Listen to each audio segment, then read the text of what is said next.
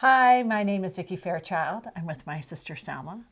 And today we're going to talk a little bit about some of the adjustments families have to make, whether she likes it or not, when dealing with a special needs child, particularly in our case, talking about Joshua. Right. So, and it goes back to just understanding, for people to understand that you really don't know what's going on in a family situation. So, as has been mentioned, Joshua could suddenly decide that he didn't want to move. Right. And when he didn't want to move, he didn't want to move. And no offense to behaviorists, but this could not be solved. We tried. We tried. We tried all the ways that we could solve this problem, which he didn't. When he was done, and it could happen in the middle of the street, so it could be a huge problem. Huge problem. He would just sit down and he was done. Yeah. Now, when he was little, Scoop him up. Right. Yeah. Carry him off. Yeah. But then he grew. He grew. And when he was little, we kind of we as a family wanted to continue to do activities, and so we would just take turns. Right. We would take turns carrying him on our back, carrying him on our shoulders. We have lots of pictures of carrying Joshua. Yes. But then he decided to grow up.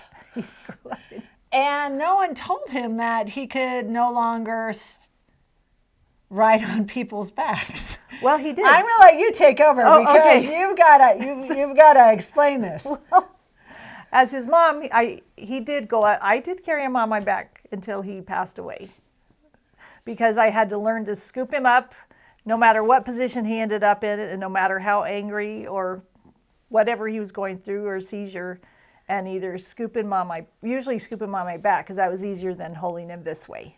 Yes, I did hold him one time. He threw a full-blown tantrum in a bowling alley. I had taken him bowling, which he loved to do. Bowling. He loved bowling, but suddenly he didn't love bowling. Yeah. And I had to get him out, and I remember holding a 6'1" man in my arms because I didn't have the skill. But he was thin, so that's good. At least he weighed, I think he was about 100 pounds. 110 pounds. Yeah, but still holding that in my arms, going out the bowling alley, smiling at everyone as I passed, and having someone say, talking to someone later, because I was a school psychologist at the time, saying, "Oh, well, you just need to do this," and I was like, "Yeah, you have never met my nephew." So you had a technique where you could get him on your back. Yeah, I did. And you're 5'9", 5'8", 5'8", carrying a 6'1", 110 pound, 110 pound on your back. Yes, and I loved doing it. And it was okay. It was okay. But sometimes were easier than others to do the maneuver, depending on the behavior that was going on. But that was okay. But the challenging things were when he didn't realize that just because I could do it, a stranger might have a little difficulty. And might not want to give him a piggyback ride. Because he was used to his dad and his siblings and family members scooping him up on their back and even shoulders.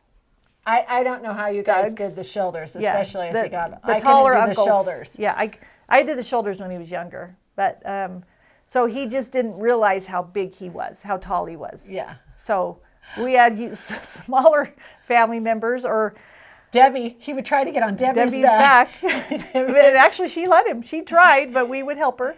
And I had a friend at church one time that all of a sudden he was on her back, and she's like, "Selma, what do I do?" Run to the rescue. And but family was great, and the kids also helped, because it was just a joint effort. You had to help. We had to help him when he needed help. Yeah. But he loved it, because once he was on the back, I think he's like, "Oh, cool." Yeah. I got a free ride. Of course, sometimes he was hitting, so it wasn't all fun and games. Yeah. But it was. We've got great memories of piggyback and shoulder rides with Joshua. So it goes to show, I know that sometimes when people saw him when he was older and didn't know the evolution of the piggyback ride, or even why we were having to do this, they might have been like, what's going on here? Yeah, Right. What's going on here? A little pointing. Wait. He's bigger than her. And that it's just a reminder to anyone that you need to just withhold your judgment, give a little grace, and maybe you don't understand the situation like you should too. You should. And just say hi.